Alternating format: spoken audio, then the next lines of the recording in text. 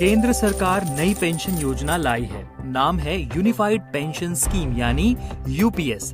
लेकिन इसमें नया क्या है? नेशनल पेंशन स्कीम तो ऑलरेडी लागू है, तो इससे और ओल्ड पेंशन स्कीम से ये कितना अलग है? चलिए एकदम आसान भाषा में आपको समझाते हैं। तो ये स्कीम केंद्र सरकार के 23 लाख कर्मचारियों से जुड़ी हुई है। अब आते हैं इस बात पे कि यूपीएस में क्या क्या खास है।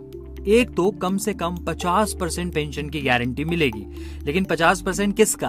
तो आपकी आखिरी 12 महीनों की जो सैलरी होगी उसके औसत का 50% आपको पेंशन में मिलेगा। दूसरा, 10 साल से अधिक सेवा पर 10,000 रुपए की फिक्स्ड पेंशन मिलेगी।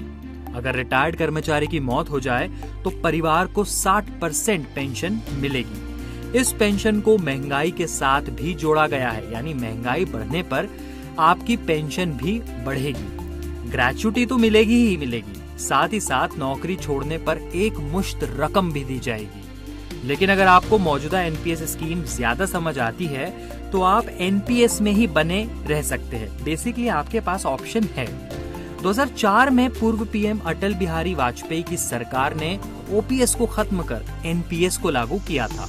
एनपीएस में फिक्स्ड पेंशन मिलेगी, इसकी गारंटी को हटा दिया गया था और फिर कर्मचारियों को अपनी ही सैलरी से 10% पेंशन फंड में भी देना होता है। अब आपके पास यूपीएस या एनपीएस दोनों में बने रहने का ऑप्शन तो है, लेकिन इन दोनों में अंतर क्या है ये अब समझते हैं। हर महीने कितनी पेंशन मिलेगी? एनपीएस में इसकी कोई गारंटी नहीं, जबकि यूपीएस में है।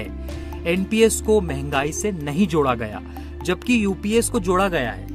हाँ, एनपीएस में निवेश पर इनकम टैक्स में छूट का लाभ मिलता है।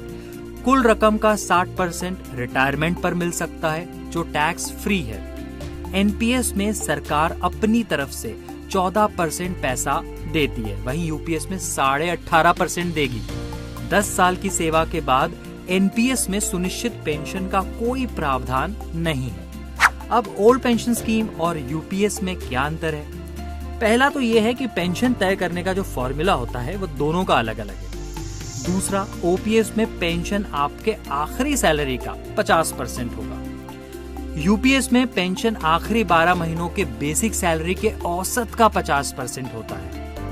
ओपीएस में कर्मचारी को अपने सैलरी से कुछ नहीं देना होता था, जबकि यूपीएस में 10% देना होगा। ओपीएस में आमतौर पर पेंशन 2 बार संशोधित होती है। यूपीएस में पेंशन को महंगाई से जोड़ा जाएगा, लेकिन उसका आधार कंज्यूमर प्राइस इंडेक्स होगा। अब ये भी जान लीजिए कि किन्हें यूपीएस का फायदा मिलने वाला है। तो 2004 से लेकर 31 मार्च 2025 तक एनपीएस के तहत रिटायर हुए सभी कर्मचारियों को इसका फायदा मिलेगा।